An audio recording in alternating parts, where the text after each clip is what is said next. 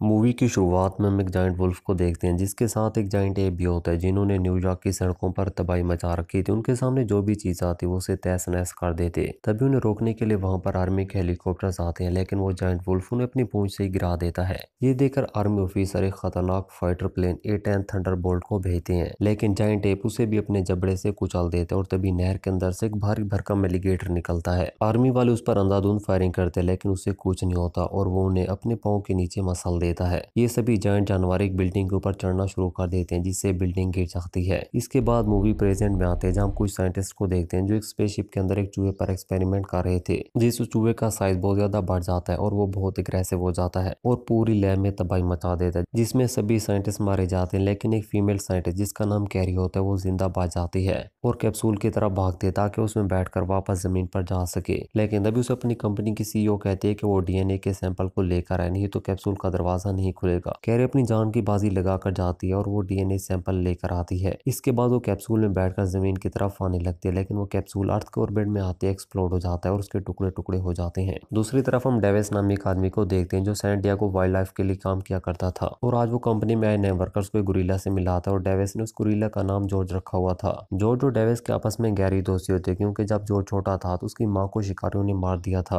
और तभी से डेविस उसकी देखभाल कर रहा था। डेविस उसे इशारों में मजाक करने लगता है तो वो डेविस को ही मिडल फिंगर दिखा देता है, जिससे वो खूब हंसते हैं। दूसरी तरफ हम उसी क्रैश स्पेसशिप को देखते हैं जिसमें वो 3 DNA सैंपल थे और वो सैंपल जमीन पर आ गिरते हैं, जिनमें एक एवरग्लेड में जा गिरता है जिससे एक एलिगेटर खा जाता है, दूसरा एक जंगल में जा गिरता है जिससे एक भेड़िया इफेक्टेड हो जाता है और तीसरा जू में आ गिरता है जिससे जॉर्ज उसके संपर्क में आ जाता है। अगले दिन डेविस को पता चलता है कि जॉर्ज ने एक रीछ को मार दिया जो कार में उससे काफी बड़ा था, लेकिन जब डेविस जॉर्ज को देखता है तो हैरान हो जाता है क्योंकि उसका साइज काफी बढ़ चुका था। डेविस से पूछता है कि ये सब तुमने क्यों किया, तो जॉर्ज उसे इशारों में बताता है कि उसे गुस्सा आ गया था और तभी वो एक बार फिर से एग्रेसिव होना शुरू हो जाती है, इसलिए डेविस उसको एक अलग पिंजरे में बंद कर देता है। दूसरी तरफ हम उसी एनर्जाइन कंपनी की CEO को देखते हैं जो स्पेस में DNA पर रिसर्च कर रही थी। वो CEO का नाम क्लियर होता है। वो अपनी टीम को कहते हैं कैरी जो सैंपल ला रही थी तुम्हें जल्द से जल्द उन्हें ढूंढना होगा और उन सैंपल को ढूंढने के लिए वो टीम जंगल की तरफ निकल जाती है। दूसरी तरफ हम एक जेनेटिक साइंटिस्ट केट को देखते हैं जो डेविस से मिलने आती है और उसे कहते हैं कि तुम्हारे गुरिल्ला का ये हाल उसी DNA कंटेनर की वजह से हुआ है जो जू में आ गिरा था, और साथ में उसे ये भी बताती है कि इस DNA को डिफरेंट जानवरों के अलग अलग DNA को मिक्स करके एनर्जाइन कंपनी ने बनाया था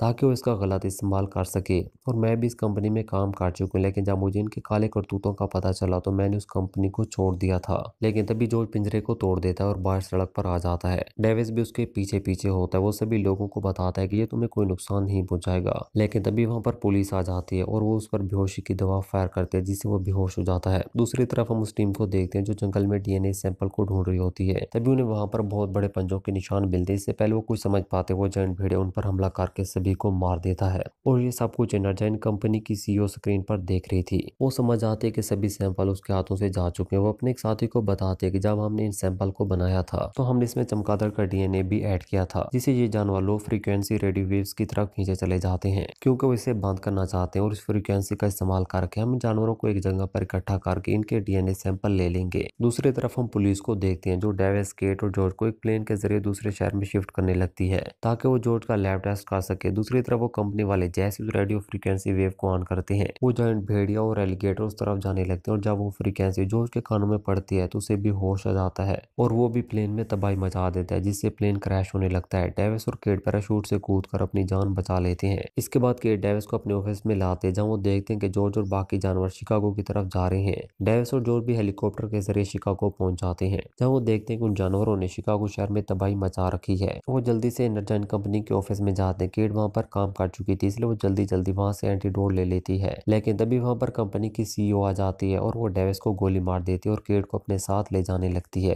और उन पर हमला कर देता है। डेविस जिंदा होता है और वो भी वहां पर आ जाता है। वो केट को कहते हैं कि हमें एंटीडोट वापस लेने चाहिए, जिस पर केट कहती है कि वो मेरे पास है। इसके बाद केट उन एंटीडोट को क्लियर के जेब में रखकर उसे जॉर्ज की तरफ धक्का देती है जहां जॉर्ज उसे पकड़कर जिंदा निकल जाता है और इसके कुछ देर बाद वो पूरी तरह से नॉर्मल हो जाता है और डेविस की बातें समझने लग जाता है। ये देखकर डेविस उसे कहते हैं कि तुम इन दोनों जानवरों को खत्म कर दो। जिसके बाद जॉर्ज एलिगेटर और वुल्फ से भिड़ जाता है और एक बहुत लंबी फाइट होती है जिसमें डेविस भी जॉर्ज की मदद करता है और आखिरकार जॉर्ज उन दोनों जानवरों को मार देता है और इसके बाद वो लोगों की मदद भी करता है। और जब आर्मी देखती है कि जॉर्ज और डेविस ने उन खतरनाक जानवरों का खात्मा कर दिया है तो वो भी हमला रोक देती है और यहीं पर हमारी इस मूवी का भी एंड हो जाता है।